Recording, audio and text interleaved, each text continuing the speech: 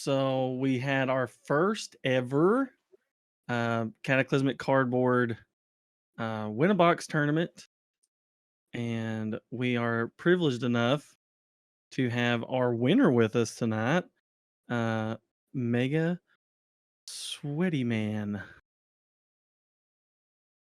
Yeah, that's me. I didn't know if that was the part where I talked, so I paused for a second. But yeah, that's me. I'm here. So yeah, we'll go ahead and get into the interview. We had a good little turnout.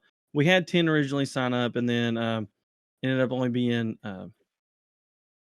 7 of us, 8 of us. So it was a solid 7 of us. It was a solid little tournament for our first tournament. I thought it was pretty good. But why don't you give us a little introduction to yourself and how you started into the TCG universe? Oh man, all right, yeah, Megasweatyman. So I actually haven't been playing card games that long at all. I didn't start playing until I think it was like 2015. So it was when I moved to Tennessee. I'm from Alabama, but yeah, so I haven't been playing that long. But one of my good friends, he was a Yu-Gi-Oh player, and we were just at the house hanging out. And he's like, "Have you ever played Yu-Gi-Oh?" I was like, "I mean, I watched the TV show, as a kid, but no." And he just showed it to me, and I just got really, really invested in card games at that point. I played it for a few years, and then Dragon Ball Super came out shortly after, and I love Dragon Ball, so I was all about it. And then Digimon came out, and that was one I was super into as a kid, was Digimon, and here I am now, spending way too much money on card games. For sure, but it'll pay off. You're having a lot of fun with it, and so what did you pilot? What did you bring to lay the smackdown on the members of the Discord? What deck did you pilot during it? I played Bellstar Mon. Yeah, I love that deck. Ever since that deck got revealed, God, what set are we on? BT10? I think it was like 4 sets ago. Mm-hmm. I think she came out in BT6. I've loved that deck. It's still one of my favorites. It's like Light Sworns from Yu-Gi-Oh! It's so fun to play. And it's one of my old faithful. I think I've kept this deck built and just kept updating it as the sets have came by. I was like, oh, that's a 7-cost option card. What does it do? About that. Let's slide this into Bellstar and see if I can abuse it. It's your Tyrannomon. Yeah, that's fair. It's like he's so what is the whole goal? Like what is Bellstar, what does she do? Like what is the deck's purpose? Like what's its actual staple? So Bellstar, she's the monster. She's the boss right there, right? Yeah, I was right. It is BT6. I got the deck open right now looking at it because I'm going to be real. I'm going to missay it. And I'm going to look like a real nerd when people listen to this. And they're like, wow, he has no clue what he's talking about. And they're accurate. So Bellstar, her ability says for every 7-cost option card or 3 Musketeer cards you have in your trash, you can reduce her play cost by 1.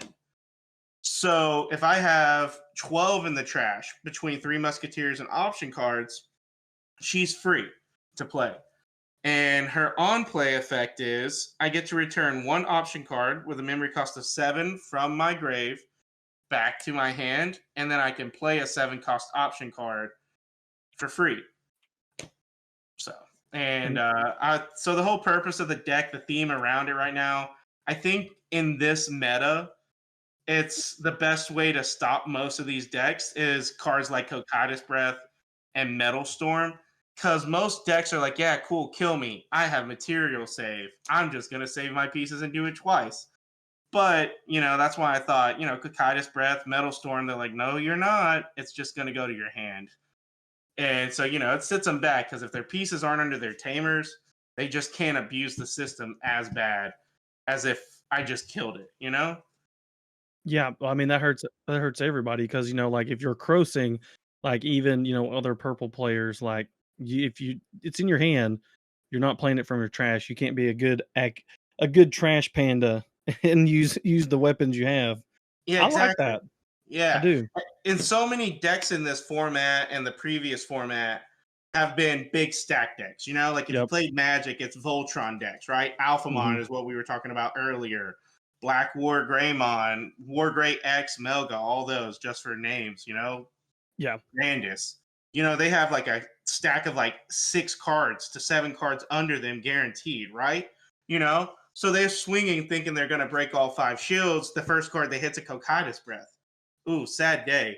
You just Yep. lost 2 level 5s, level 6s, you know, all the level 4s and 3s below, you know?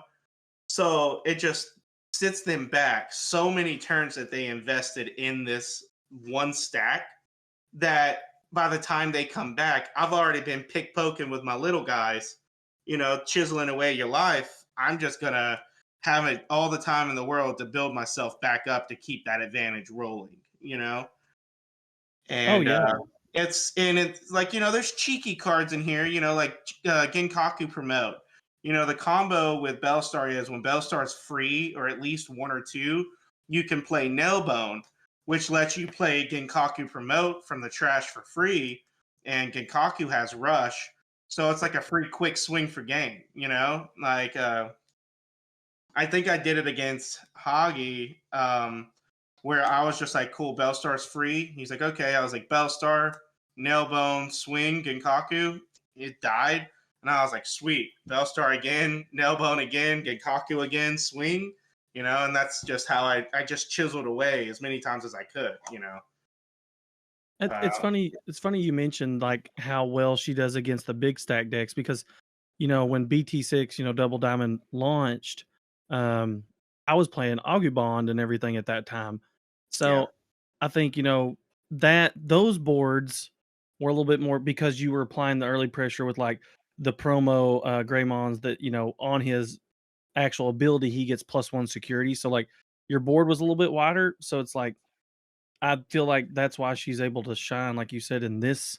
Because if you're just building that huge stack, there's probably no other bodies. Like I might have, like I play War Grey X, so I probably only have like maybe an Agumon that, you know, the Searcher Agumon, something like that.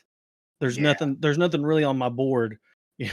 So it's like once you kill, you know, War Grey X, it's like, oh no. Like yeah, I'm sit back a few turns, right? Because most of the time when you push it out of the back zone, that's when you make your mega. yeah. That means I have like 2 turns solid before I have to be afraid of that mega again. And you know, as far as like, you know, how you're saying like the little decks and stuff like that, and that's the cool versatility I think about Bellstar. Like there's a card in that you run called Gwalt Swarmer, which deletes it deletes all Digimon with play costs are 7 or less. So like people that play the Gamamon Rush, you know, Crossheart, stuff like that. Blue Flare. It hits Blue Flare because it's Metal Grace 7, you know. And it just hits the whole board. You know, you swing wide. Like if you commit too much, you know, it can bite you in the butt because Bellstar's like, I'll give you 10. I have no care in the world. I'll sit you all the way to 10 if I can wipe your whole board. I don't care. I've Death X for 11 before just to get rid of your whole board. I'm good with it. See, and that makes a lot of sense too because new players coming into the game, you know, the memory gauge is what's so cool, but like you can have all the memory in the world, and sometimes it's actually hurtful because if you give like 10 memory, like you said, if your board's wiped, it doesn't matter because Digimon, you know, your drawing capabilities and stuff, and if you just spent all your resources into a big stack or going wide either way, your hand's probably depleted unless you're playing like blue or something that, you know, allows you to draw, you know, more effectively. So me being a red player, especially, sometimes I can get as low as like before, you know, the X antibodies, sometimes I would only have 2 or 3 cards in hand. So it's like you can clearly see that it's like, okay, he's against the ropes because red doesn't have very good draw power at all. So not unless you're swinging. The only time you get to draw a lot is when you swing. No, I agree with you. Yeah, that's exactly my mentality when I do that. And my thought process all the way is just like, okay, you're gonna commit way too much to try to sit up for the next turn to kill me. I'm gonna punish you. You know, I'm just gonna blow up the whole board. Sure, I gave you 10, but nothing in your deck has rush. So I don't die that turn, you know. I just have to sit back up all over again. Like Death X, it's it feels so good when you play it on somebody who's overextended, but it feels so bad having it played on you when you've overextended. Yes. So I just and Death X, I think Death X is one of those cards that I don't see staying at 4 for much longer. I see it going to 1. I just think it's too abusive right now. Oh, well, we've talked about it multiple times just in our short little run of the podcast that because I hadn't played a lot in the Death X meta really, and I'm calling it that because it's his reign as of right now. But I agree with you. I think it's going to be like pretty sick to see it go to 1 just because it will still be a very useful card.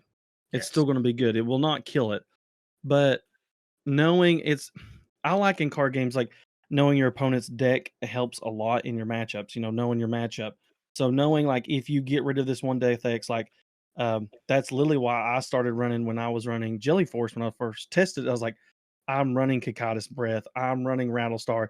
I'm running these cheaper option cards. When Cocytus isn't cheap, but it's got no Digivolution sources. So I know, like, I even started running Kumamons and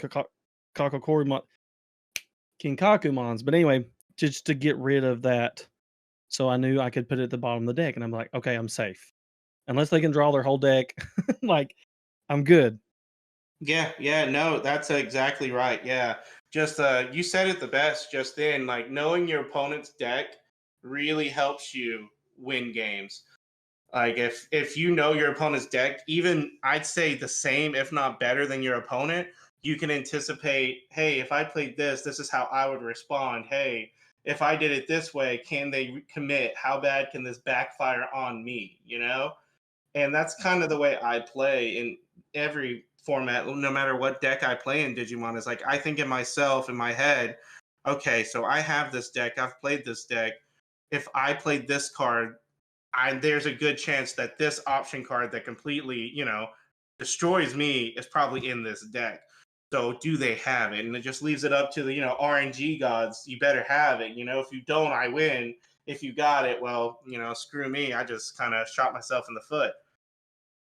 Oh man, I agree with that 100%. But so what? If you don't mind spilling the tea, you got you're in nationals. You're going to nationals. So are you running this at nationals? 100%. Yeah, I'm playing this at Nats. The only way I won't play this at Nats is if they make Black War Gray legal. Like, if BT11 comes out, I'm gonna play Black War Greymon. The new X antibody stuff for it, I think, is disgusting. That option card shouldn't exist in any form whatsoever. Tamer hate already. Black War Gray scary when you make him because he's gonna pop your Tamer or your Digimon equal to 7. And just the fact that that option card does it more on crack. And then you just make X antibody on top of him and it still punishes even more. That's just icing on the cake, So if they make that legal, I'll probably play Black War Gray X antibody. But if they don't, 100%. Bellstar all the way. I think right now, the worst matchup that I could possibly have, and I don't even think it's a bad matchup, I just think I have to play it smarter and more cautiously, is Blue Flare. And that's simply because Blue Flare can go off so fast. And I don't even care about stunning because most of the time, the way I'm killing you is I'm chipping away. I'm playing a Digimon in the back row. I'm pushing it forward. I'm making an Eismon or a Dobermon on top of it, and I'm swinging into your shields, right? And it's just when they make metal, I have to make sure Psychmon's on the board. So they have to commit way more memory than they wanted to just to stall me by stunning. And if they give me 5 memory, I laugh. I'm like, cool, I'm just going to hard slam an option card, which puts it in the trash, puts you to like 1 or 2, maybe 3 if you have the Tamer, And it's but Psychmon also hurts me because it says all turns. So I can't make Bellstar as long as Psychmon's on the board or Death X. So that's why I kind of think it's cool because, on your turn, I keep Psychmon active. On my turn, I Digivolve over it into Eismon or Dobermon or Ogremon, and I just swing. And then if it dies, I'll play Bellstar, play Nailbone, and bring it right back for your turn, you know? So I try to play that way around it, but Blue Flare is probably my worst matchup possible. And I just have to open up perfectly to win. And if I even mess up once, I don't know how I can beat it. It's just too aggressive. How much Blue Flare do you think will be there? I think it'll have a pretty good showing. It's Blue Hybrid just with Digimon, you know, instead of Tamer Jumpers, it's crossing attackers, you know? Yeah. I think Blue Flare is going to be the most represented blue deck at Nats. Even after BT11, I think Blue Flare will be the most represented blue deck. Of course, you're still going to have your Imperial Dramon, which is blue-green. It's never going away. That deck's never getting bad.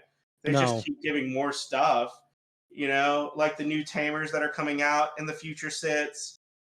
Examon, I think, is going to be there because it's blue-green, and Examon's just, if he gets it on the board turn 3, you're just staring at it for a minute like, how do I get rid of this level 7 that goats me every turn? Yep. And if I tap and it dies, I lose a security, right? How am I killing it?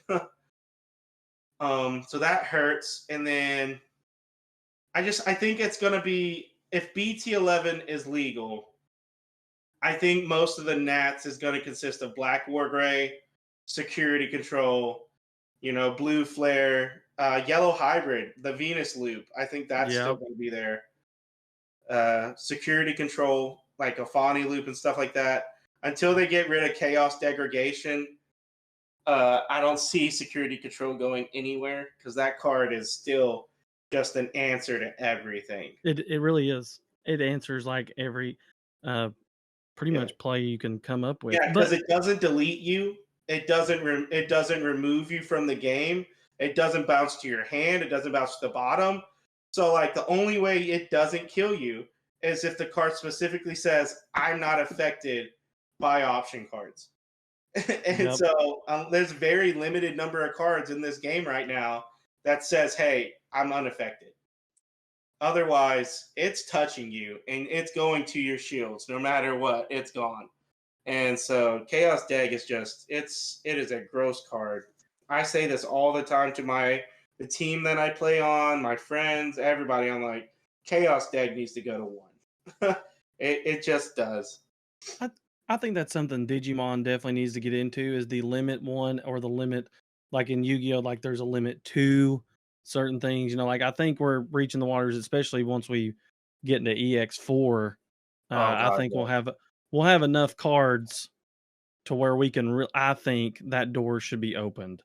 Yeah. I mean, you're saying it. I agree 100%. Yeah, I think semi-limited is something that Bandai needs to look into, because I would argue Death X could go to semi-limited and be put at 2. Chaos Deck could be put to 2. Holy Wave could be put to 2. Yep. Yeah, and I don't those think are 2 cards I was thinking of.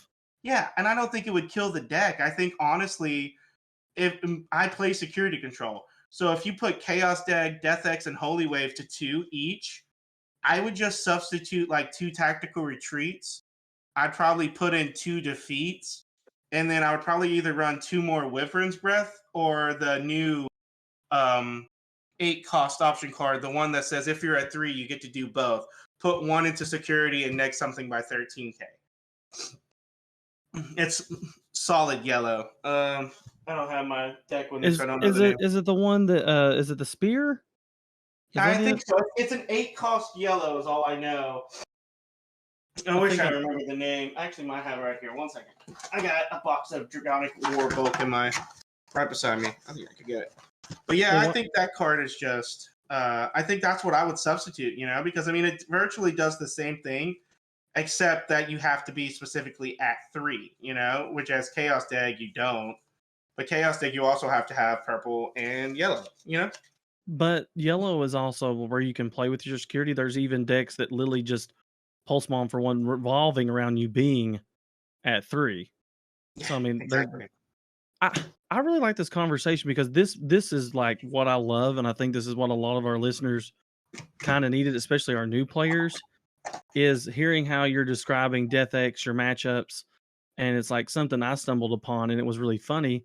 When I played my Jelly Force deck, everybody's like, I was like, oh, Death X, how am I going to get around this? I was like, technically, I could save my big body if I'm just able to have enough rookies. It was a cheaper way, but if I just had enough rookies to give Death X something else to hit. Yeah, no, that's it. Yeah, Death X, it's a pain. It's a miserable card to go against. It really is. But it's called Loken Addis Taco. Yes, it's the Achilles weird. Bond. It's the Achilles Bond. It translates into spear or something like that. Yes. Yeah. It's for the Postmon deck. But yeah, if you have 3 or more security cards, one of your opponent's Digimon gets minus 12. If you have 3 or fewer, place one of your opponent's Digimon face down on the top of their security. So I think that card's a good card. I run it in security control because once again, it's controlling the board state, which is so detrimental in Digimon right now that it's unreal. Like if you control the tempo and you make your opponent play your way, I don't see how you can lose. Well, that's something I think it being, still, I know we're almost 11 sets in, but it's still being a fairly young card game. It makes it hard because we don't have all the answers. Like we're finding answers. I mean, like I said, the more you play and the better players you go up against, you're going to find out those niche methods or those cool ideas you didn't think of. Like you said, like even bringing up that 8-cost option card, like there's other ways. Like I think too many players just cry. It's like Yu-Gi-Oh, Digimon, Magic. They're just like, when something gets banned or limited, they're like, oh God, no. Like earlier, you were sitting there with Crossheart. You were looking at it, you had it, and you were still wanting to make it work. And you were finding ways to make it work. Maybe not at 100%. It's not tier 0 or anything by that mean, but you were still making it playable. Yeah. Because I mean, I think, and this has always been my mentality with this card game, I think that every deck that comes out can be good. I think it can be played. I think it can be fun. Do I think you could take it to a locals and win a tournament? Yeah. Do I think you could take it to a regional and top with it? Probably not. But like every deck, I think every deck is playable. It's just how you play, your mentality around it. And like you said in the beginning, knowing your opponent's deck better than they do really serves a purpose. 100%. Especially in the mirror match, knowing your own deck. But I think one of my favorite things, and just learning this, you played Dragon Ball Super, I played Dragon Ball Super, and I've said this 1,000 times. Bandai is usually pretty good about, going back and giving support to older archetypes, or nothing is ever useless. There's very few useless cards. So I feel like Bandai does, like you said, the spear, anything like that. Like eventually it's going to be used at some point. Or like I said, as the Digimon community grows, we're going to add more players and a better player base that's going to open those avenues to be like, oh, well, I didn't think of that, or I didn't think of this. And then that person's like, oh, well, yeah, that's a good card. Just drawing people from other experienced players from other card games. Like, I think it's good for the community as a whole. Yeah. No, I completely agree with you. Yeah. I think that Bandai, I hope that they don't do this the same way they did Dragon Ball Super. And I don't want to go on this terrible rant with Super because I think that the problem that I had was that, Bardock, for example, that's a great example. Yeah. Bardock is in like 4 different colors. There's 4 different color Bardocks, and there's no way you could put all 4 together and make it work, right? But Bandai's already made a Gamamon deck, for example. Gamamon's 1, 2, 3, 4 different colors that you can put together and make the deck. And the deck is working based off of the 4 different colors. You get the level 4s that are blue and green and a red one. And then you have Guy's Gamamon, the purple, that you want. You want these cards on there. And they all digivolve over a red Gamamon, right? So I think Bandai is doing it correctly that way, But I mean, even now we got purple, red Imperial Dramon, and I wanted so badly to make blue, green, red, purple, and Pyrodramon, just so I can just say, look at this, fighter mode over purple, red, dragon mode. I don't think you're the only one, because when I read that, it just says, and I'm like, okay, could I put green? Could I put blue, green fighter mode into this? You 100% could. Would it work out for you? Probably not. Or not. Because it specifies blue, green specifically, making fighter mode good. But I mean, and I just, they're two different archetypes, but I so badly wanted to make them work. But you got decks like Gamamon that work out perfect together. You got the Agerstramon deck that's, two different colors. Examon, the dual colored decks, even tricolored decks right now, I think are working synergy wise. I think they're really good together. And I'm loving that. And I think we can transition, the tournament talk. And congratulations to winning. And I actually mailed out your box today. So oh, thank you. You'll be getting that soon. I'll let you know about Blood Death X. Yeah, let me know. maybe my blessing has rubbed off on that box. I hope so. Maybe even an alt art. Hey, look, you saw the one I already run. I know.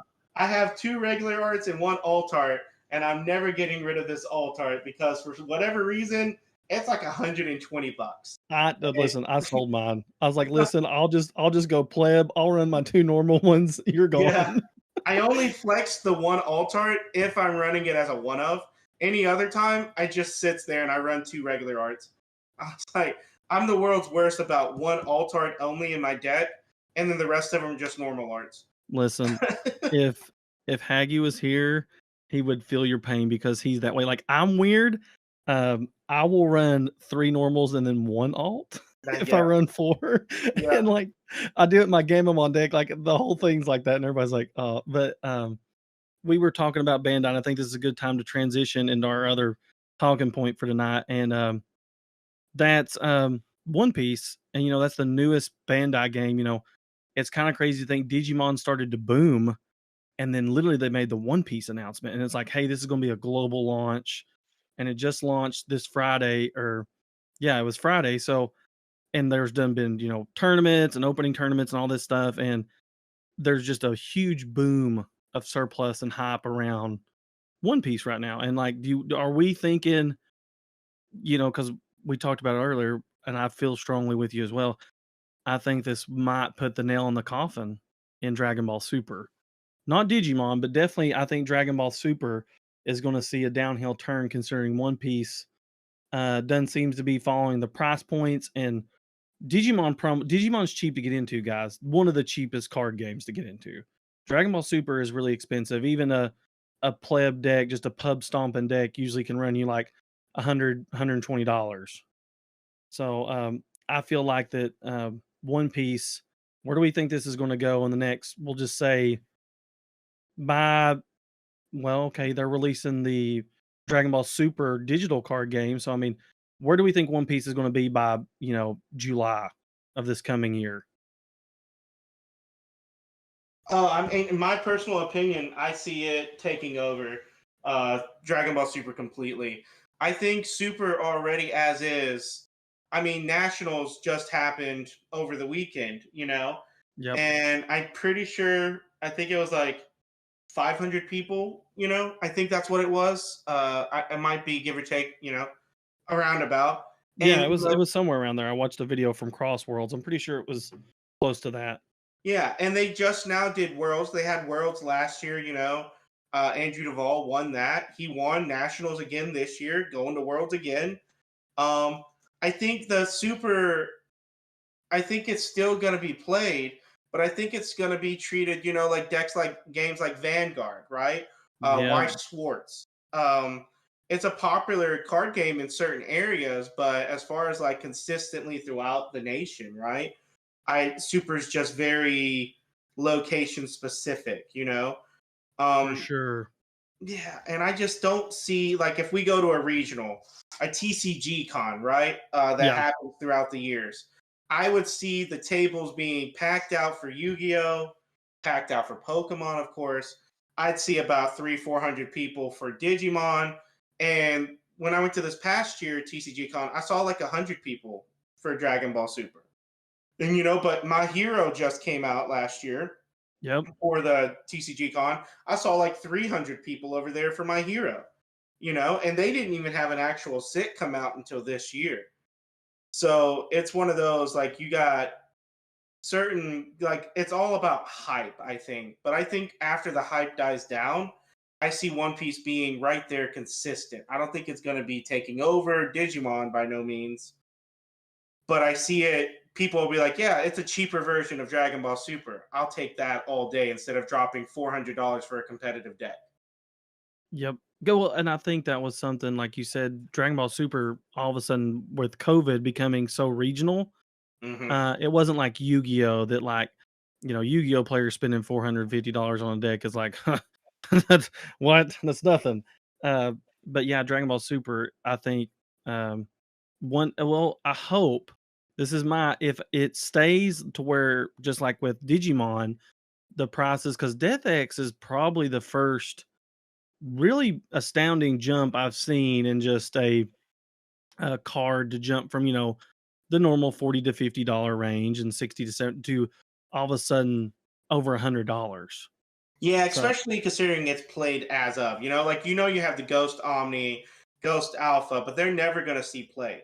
No one's ever going to come to a tournament and slap a Ghost Omni on your face. If they are, they're either really, really rich or just really, really ignorant to the fact that that's over $1,000. Yeah. Like, well, no. And I think, like, One Piece, like, I was shocked. I bought this starter deck from Target and it's just $10 off the shelf. I left $12 taxes and all. And I was like, man, that's cheap. I was like, so on Amazon, they're $20 already. Already? Okay.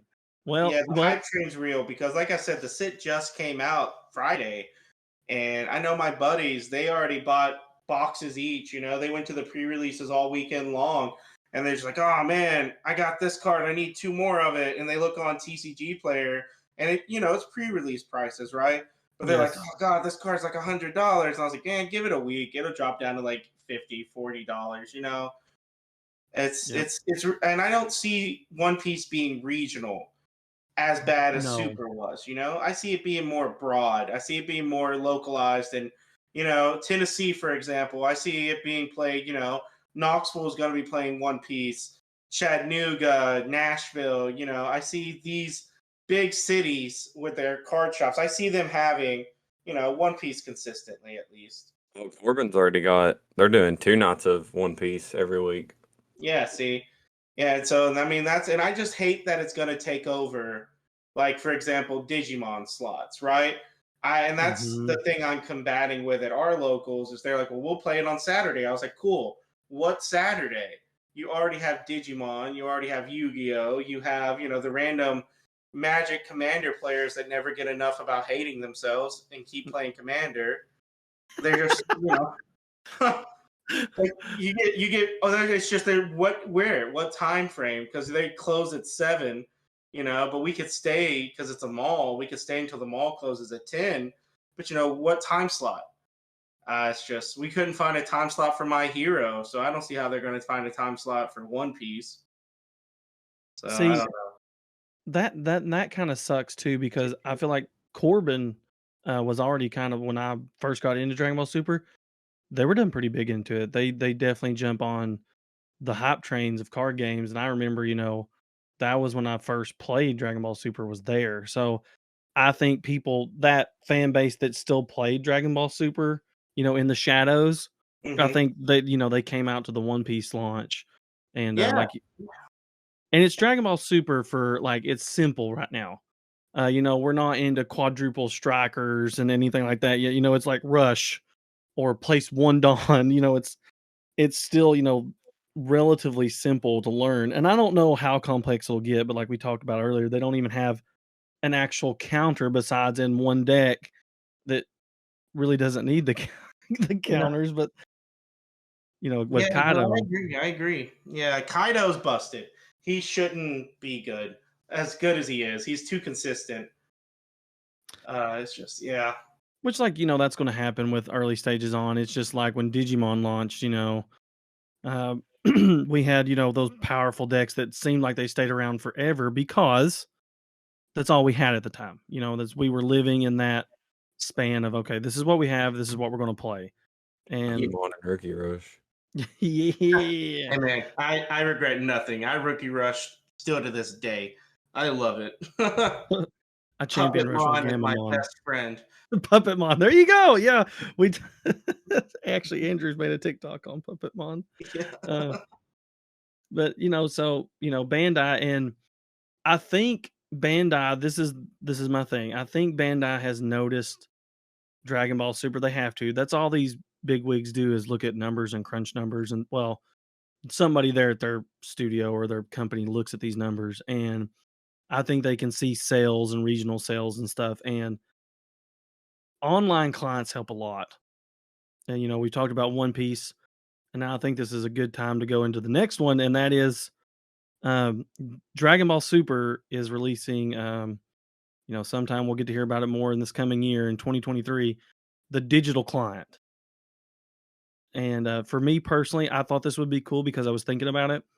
And if you have Dragon Ball Super, we've seen that they were working on a Digimon one, like the Dragon Ball Super original reveal. When they showed that there was going to be an online client was almost 2 years ago, is in like the middle of COVID about it. And now we've all said it, they done announced Digimon. It'll surely come out. And I think that's going to help Digimon a ton. I think so.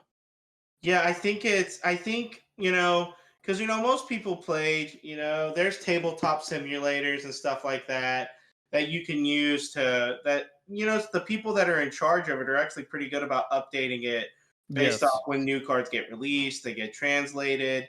But I agree. I think a Digimon client internet base would actually help a lot as far as deck building goes, deck testing goes. Heck, I would play it if it came out. But I think they came out too late for Super. I think at this point, building a client for Super is just a huge waste of funds and time and money. And I think that if they see it, they would go ahead and be in the works for One Piece as well. Because I think that client would, just like I said, I think it would save everybody a lot of time and money just to go ahead and push these out. But I don't like online clients as much, like Yu-Gi-Oh and stuff like that, because one, it's glitchy. It can just fail miserably. The card won't come up. Can't find the card you want because it's not in the database yet, and so forth. So I think it's great that they had it for Super, but I kind of think they just did it too late in the game. Oh no, I mean, I agree. That I don't think it's going to save Dragon Ball Super, but I'm really glad because hopefully they're not totally ignorant or just plain out stupid and be like, oh well, the Dragon Ball Super client didn't do well. We're not going to do Digimon. But I always think online clients open a door, and I never will forget when I talked to another group of my buddies when Hearthstone came out. And I was like, oh, I don't like Hearthstone. It's just like I like the feel of real cardboard in between my fingers, Yeah. But Hearthstone like just kept growing, kept doing good, just kept just succeeding. And Pokemon's another one. Like until when I was younger, I'd just go play Pokemon. Then I had kids, and I was like, well, you know what? PTCGO is not that bad. I can sit on my couch and play. Yeah, I agree. And I hope that Digimon does that, like how they do with Pokemon. Like when you buy a box of or single packs of Pokemon, they give you the barcode card so it can go into your database, Yes. I think if they did something like that, similar to what Pokemon does, I could see that really, really mattering. Because like Super a few years ago, I'd say a few, it was like, God, 5 years ago, 6 years ago. They did this thing where it's like you got points for winning tournaments. Every time you went to an event, you logged into the little Super app, they gave you a point. And then if you won the tournament, you got 5. You lost the tournament, or you got second, you got 3, right? And at the end of the season, if you had all these points, you got put onto like this national bracket for ranked super players, right?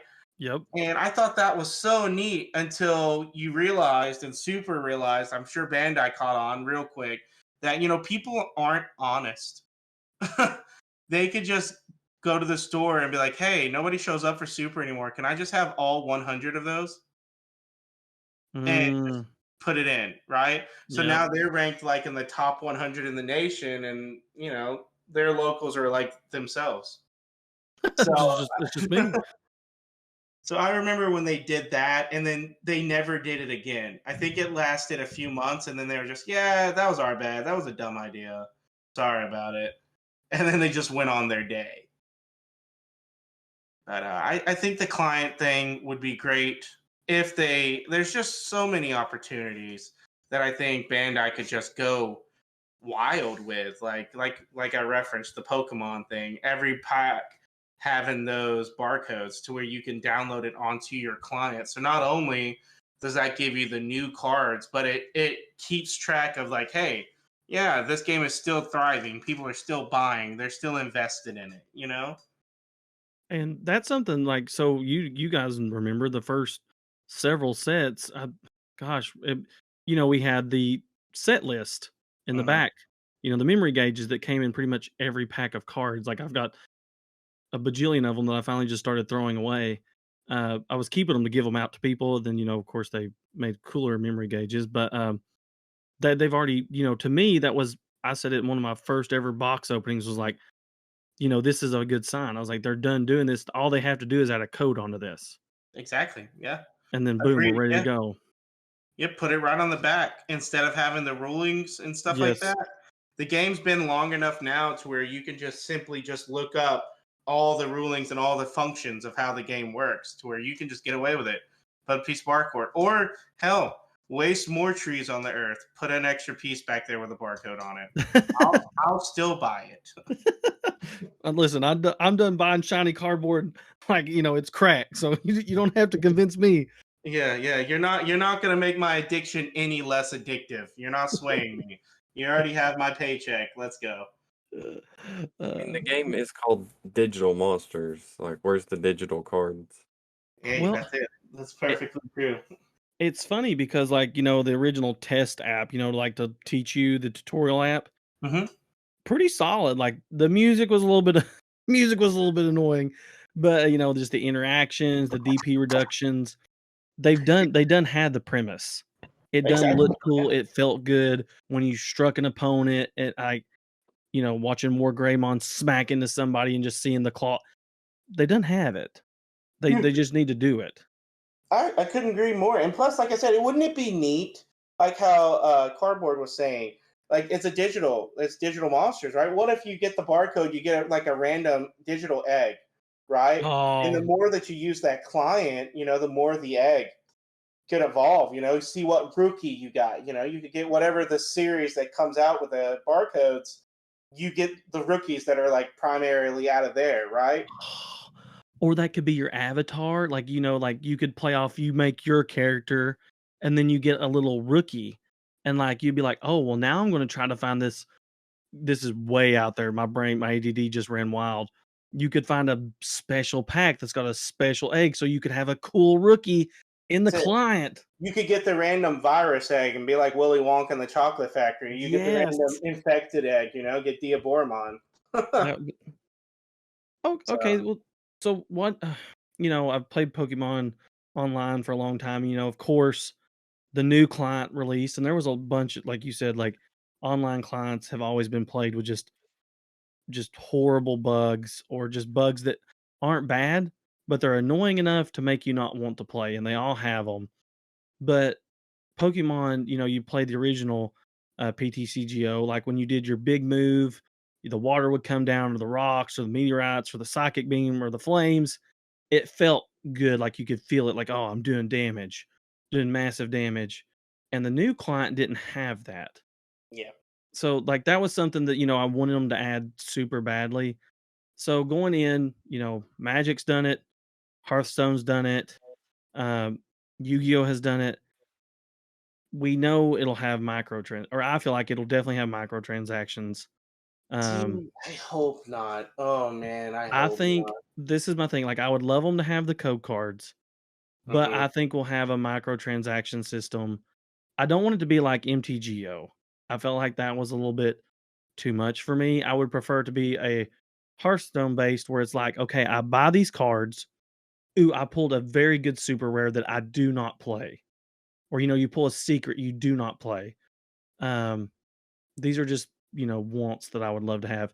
I can break it down for dust to make a secret rare that I want, or it's Oh like, yeah, like a master duel kind of thing. Yeah, yes. yeah, yeah. I agree with that. I think that'd be cool. I hope they don't do microtransactions because, like I said, I invest way too much money as it is. Um, I don't want more money wasted. But I say wasted. I enjoy it, but yeah, I could see. I think you're right. I could see that being a thing. Yu-Gi-Oh! Unfortunately started doing it. Master Hmm. Duel and stuff like that. Wizards has always been like, "Hey, give me your money." Since Yeah. it came out in the '90s, they've never not. They literally could reprint a lot of these cards that are worth thousands and thousands of dollars, and they won't simply for the fact that people pay thousands of dollars for these cards that they're never gonna use Oh, because it's like a most of stock them, market. yeah, some of them are banned.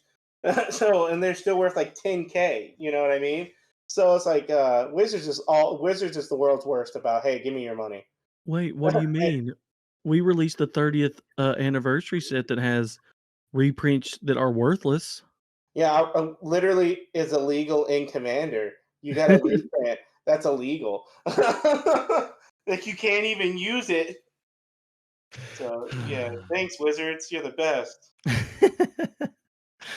Oh, well, yeah, that's something, or we could maybe even hopefully just be like Pokemon and like, you play to get just the currency. You can't spend physical money, so it's not pay to win. So you don't have whales out there, and like the only thing you can actually buy is like cosmetics. I mean, I think that's would be a good approach, like buying a rookie or changing the landscape, things like that. Just cosmetic. I'm okay with. That's probably one of my favorite microtransactions. Is where shoot, what's it called? It's a League of Legends like chess auto chess game. What's it called? Well, I think I know what you're talking about, but I Yeah, don't but personally play it's it. just cosmetics. See, Yeah, I'm a cosmetic whore. Like you you get sell me a skins. skin, I'm there.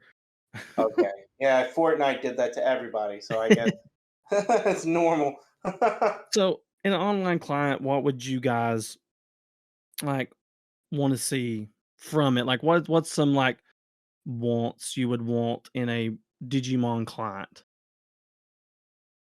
Because I feel like Tabletop Simulator does the cool things. Like you can even hold a tournament in Tabletop Simulator. Like, you can have 4 boards in there at one time. You can have, up to, uh, 8 people going at it in one room.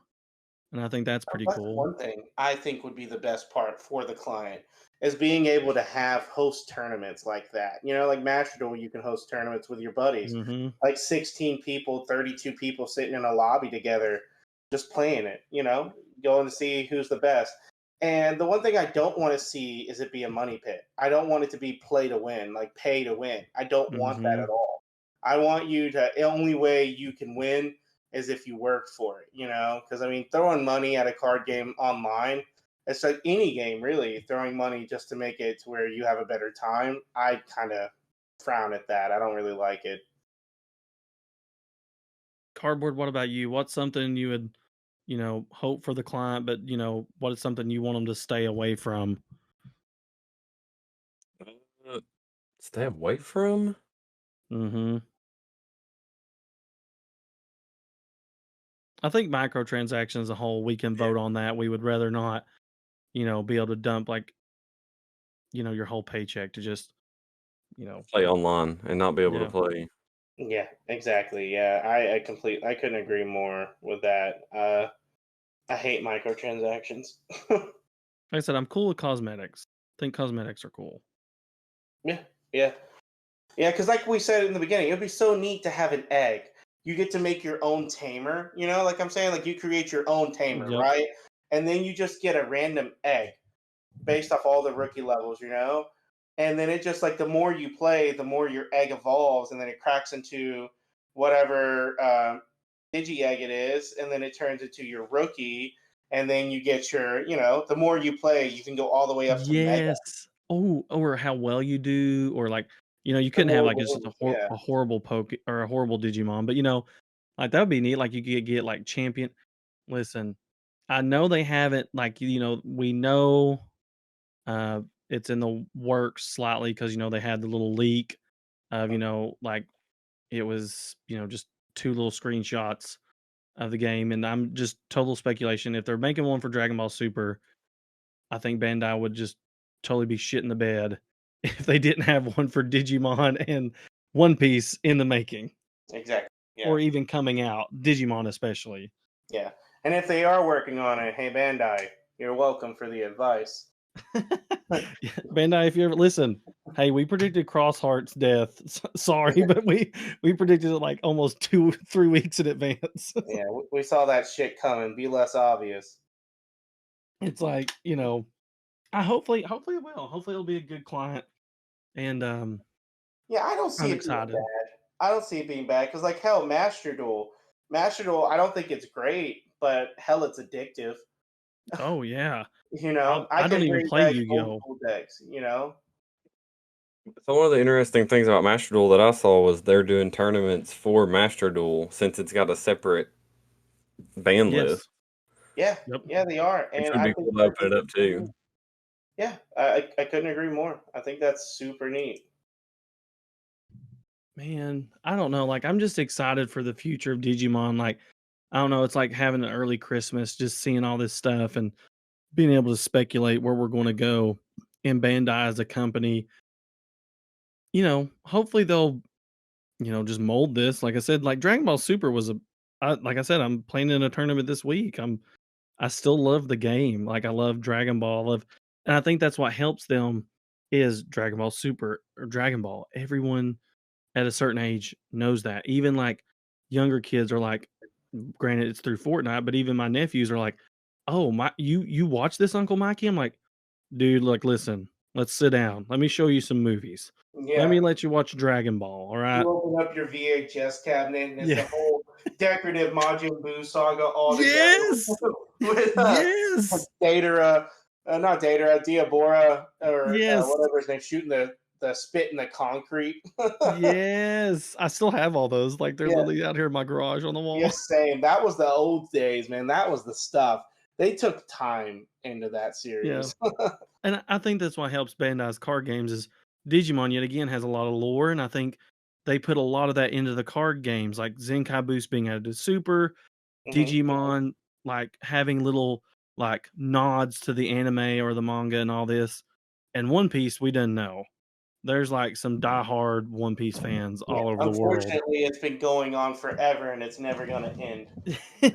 So, I mean, if that gives us any hope, like, Bandai doesn't seem like, Premium Bandai even, like, no, they haven't made the most glorious products, but there's some really nice Dragon Ball Super products. Like, the anniversary boxes are very nice. I always buy an anniversary box, even when I wasn't playing. They're just neat storage boxes. They're cool art pieces. You get cool sleeves. Every card game player loves sleeves.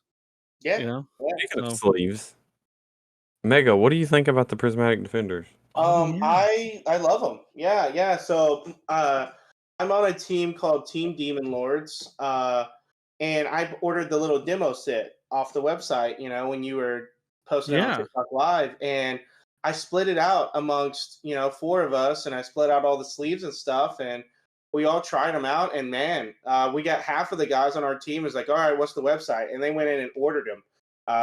I think the quality of the sleeve's good. I think most of us were really like, hell yeah, that perfect fit. That sold us right there. It's neat. I have no complaints. I had never double sleeved any of my decks before this, but I really like the feel of it being double sleeved. Yeah. Well, I unfortunately have double sleeved a lot of my decks because some of those cards get crazy at first, and like especially if it's running the meta for so long, And that's like a complaint that I've had, like we talked about earlier, like, the prices of Digimon really is based off what the meta is. And I think when the sits have long spaces, that controls the pricing of the market because everybody wants the meta. They're meta chasers most of the time, which isn't bad. I am, I want to Tier win. I 1. don't want to lose. No, I mean, yeah, for sure. Yeah. Protect your investment. Yeah, exactly. But those sleeves, though, man, I thank you for your TikTok live video about them because I love them. I even bought a couple that now sorry, Prismatic Defender, if you hear me, but you probably will. The only one that I felt because it was just questionable was the Oracle. They're just straight rainbow inners, and it made it like super. Which it's my lighting. I'm pretty sure in person tournaments wouldn't be that bad, under straight LED lights, but it was super hard to see because it just made it so much. There was so much holographic. It was like we had the same issue. We actually put it on the back. We turned it around and just used the perfect fit and had the sheen on the back, and still, even about the sheen being a little too strong on it, the quality of the perfect fit, because like I stuck my fingers in them and like kind of like stretched it out just to see like how durable it was. It's durable sleeves, like they're good sleeves, good quality. I've been shuffling this deck because I just got the normal obsidian, like there's no hollow on them, and I love the way they shuffle. I like the smoothness of them and everything, so I'm excited and I can't wait. Haven't got to play it, but I've got my red Imperial, my Virus Imperial deck ready to go here. Ready to play it. Hey, Prismatic, if you guys are listening, if you want to sponsor a team, we'll take it. Hey, I guarantee they would. Yeah, especially in Digimon. Yeah, I'll plug us real quick. We will take a sponsor all day. These card shops be very scarce on their money to help us out. Well, hey, look, listen, this is okay. Go ahead and plug your team, the whole 9 yards, name off your crew. Do they have any like social media, whatever you want to do? You got the floor. Yeah. So the main social media we have is Keith Fuller. He goes by Kang Petty. He's on TikTok and Twitch and YouTube. If you ever looked him up on YouTube, you'll see several of us on there. Deck profiles like from the regional in Nashville. Several of us topped in there. It's cool, man. So he's pretty much the only one that does social media as far as like streaming and all that stuff goes and everything like that. But yeah, like I said, we're called Team Demon Lords. We're mostly based out of Chattanooga, Dalton area, but our locals were Battlegrounds in Dalton, Georgia. That's where a majority of us, you'll always see us playing down on Sundays. We usually have like a 20 plus local every Sunday. It's super cool, great area, a lot of really strong players. There's such good players that play there.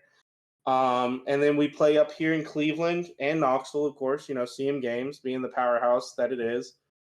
And then our locals in Cleveland's called Dicehead Comics and Games. We play every Saturday. So, but yeah, I mean, the Team Demon Lords, if you look King Petty up, you'll see a bunch of videos about us, most of our players. I'll have King Petty linked in the description.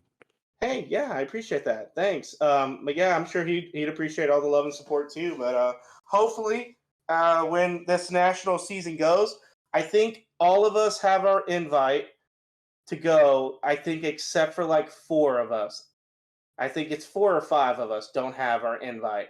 But they're going for the qualifiers the day before, to hopefully get in at the last minute. And even if they don't, they still have all these big events, win mats, win boxes, So we're hoping to get down there and, represent, and hopefully at least half of us come out positive. And even if we don't, it's still fun to show up, get our name around there, get people liking us and stuff. Heck yeah. But no, yeah, I appreciate it. Thanks for letting me do the shout outs on those. I'm sure the guys will appreciate it. Prismatic, you're listening. Help us out. We would love it if you give us one of those iron-on patches to put on our team shirt.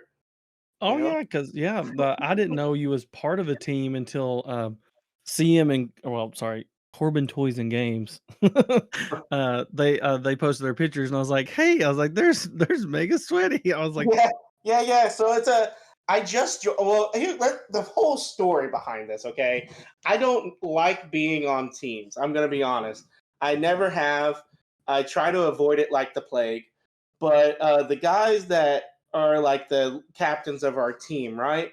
I've known Tracy for 10 years.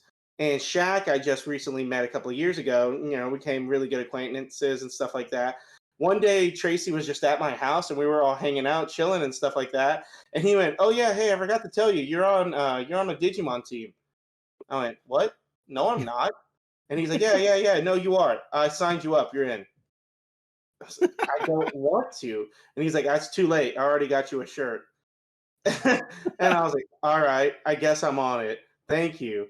And I was like, "When did this happen?" He's like 4 months ago. You were done, like, bought and paid for before you even knew it. Yeah. I didn't even know it was happening, right? And so, like, because I don't have like Facebook or any social media or none of that jazz, you know, and stuff like that. I mostly stick with, I kind of just stick to my phone number. You know, if I know you, you gotta get my phone number. If I don't know you, you know, if you see me in person, kind of stuff like that. But the team is just strictly Facebook Messenger, how we communicate. We have a Discord where we, you know, play and meet up and make plans to travel and stuff together. But they were like, I apparently was a part of that for a while, and I had no clue about it. I didn't even have a Facebook. And so I was like, oh, when is this happening, you know? And so it's a funny story of how it happened. And I still, to this day, try to get kicked off the team. And they just won't let me leave. And I think he does it because he knows I don't want to be there. But no, I'm kidding. I like him. I like all the guys we play with. We've all known each other. Most of us were Yu-Gi-Oh players back in the day, playing around with each other. It's just they're all so talented, though. I can't stress that enough. I'm probably one of the worst players we have on the team, and I'll say that confidently. Like, there's so many good players on our team. It is wild. Like, very good players. They're just super smart. Like the cards, like how we talked about card ideas, and just I know I'm rambling about them and stuff like that. Like, feel like I'm stroking their ego, but it's the truth. Like, cards that I would be like, no, that's trash. I wouldn't play that card.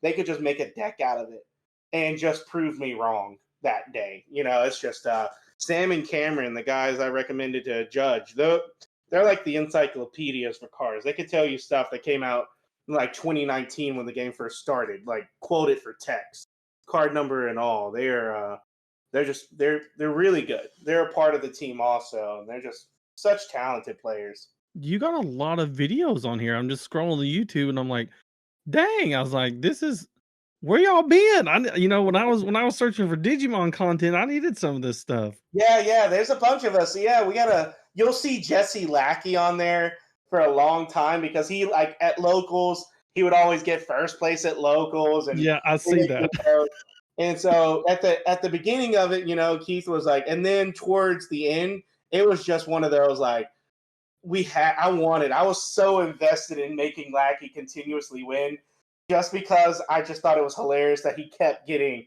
first place at every single local, and he was only playing Nastimon.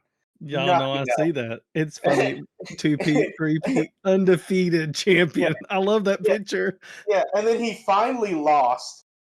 And everybody, so we do this thing like Money in the Bank, where it's like, if you win, you get to take on the champion, the undisputed champion, right? And if you win, you become the undisputed champion. Like, it's just stuff like that where everybody just tries so hard to make the other person keep their stuff like 100%. They're really good. I can't stress that enough, how talented those guys are. It's fun though. But no, yeah, they got some good content. Keith, he has some good deck profiles from like the regional in Kansas City. He has several people that topped up there. I know, what's his name? Kami. I can't even think of his name. He has a YouTube channel too, Card Kami or something like that. I feel like a jerk not remembering his name, but he's also on there. He played Security Control. The guy that won has his interview on there. But yeah, we hopefully, can get bigger, but we're not trying to get bigger. We're just trying to get better and win, That's really all we try for, is just to get better at the game. Well, according to these videos, you guys do some winning. Some of us do, yeah. Jesse Lackey predominantly, Yeah. he kind of annoyingly wins a lot. And but I say annoyingly, it's good because it makes everybody try harder. And Keith himself, Keith is no joke either. Him and his brother Ken, they're both super, super good at the game. Like I said, I'm probably one of the worst players we got. I can't reiterate that enough. I'm bad at the game. That's scary. That's scary. If you're one of the worst on the team, if I seen you guys rolling up now, I'd probably be a little bit nervous. Yeah. No, I get lucky. That's my thing. Is like I said before, I don't really touch the game at all except for like the day we're starting to play.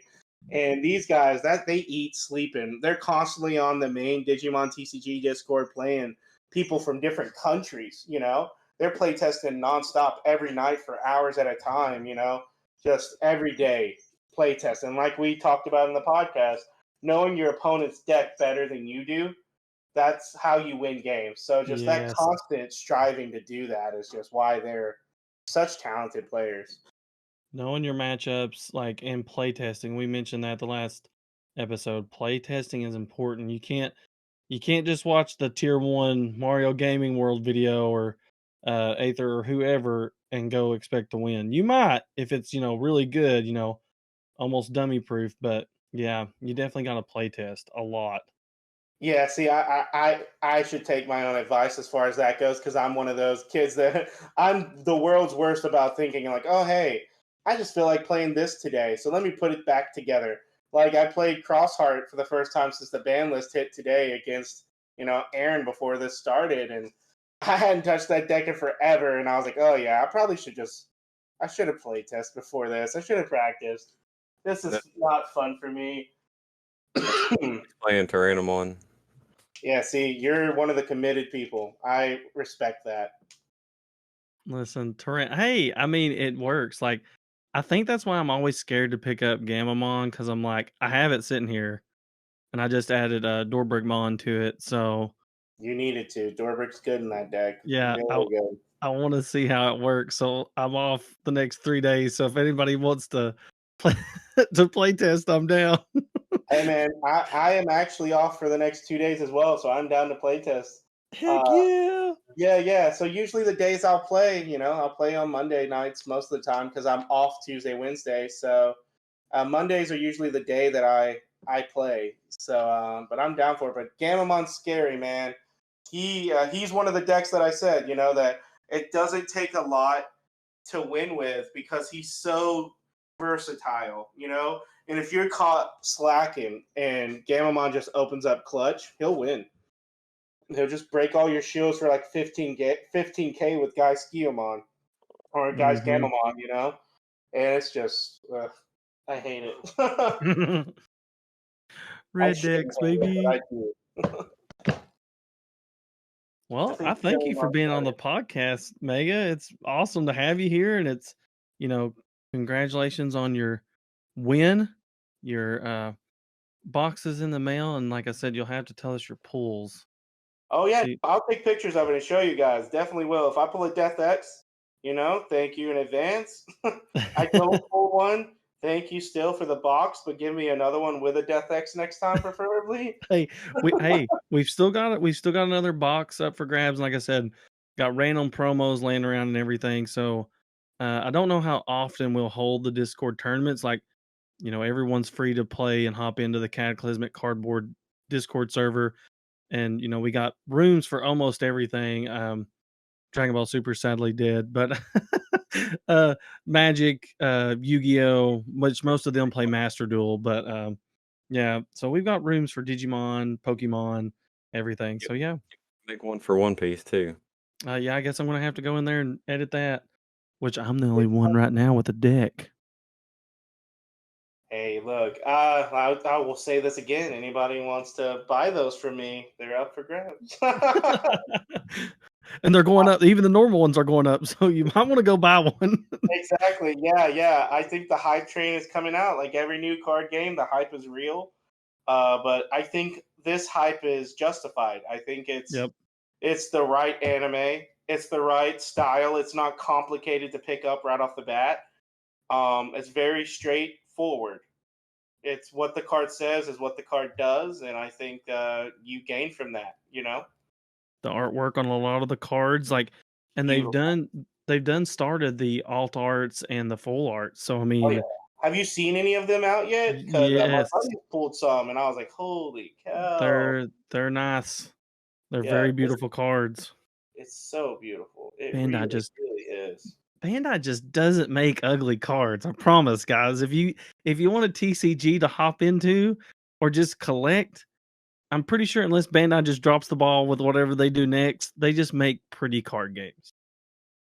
Yeah, no, I couldn't agree with you more. Bandai has never lacked when it comes to the card game style. Especially the colors, the schemes, just the artwork itself. It's like bringing the comic book, like the mangas or the animes to life. Like the movies. I wanted to bring that up too before we ended up changing subject and I forgot about it. Like Bandai's super good about when the new movies drop, they make promo cards for it. They make sets for it. So imagine when the new Digimon World comes out. They're gonna have some promo cards based off that. I can't wait. Man, I'm hyped. All right, first One Piece tournament coming January in the Cataclysmic Cardboard Discord server. There we go. I'll be rooting for you guys from afar, from a long far. I'm ready to play. But yeah, I think that's it for us. And like I said, man. And thanks for Tiny's being on on here. We should have clipped him at some point. You're gonna have to splice his exit. I know. I'll have to get him to record a basic one. That way, I've got mine for the beginning and Jordan's little snippet. Yeah. And then if we get sponsored by Prismatic Defenders, you can make the snippet for it. Because nice. Toss that in every episode. Nice. Thank you all for listening. This has been episode 8 of the Security Check Digimon TCG podcast. Thank you all for listening, and we'll catch you next time.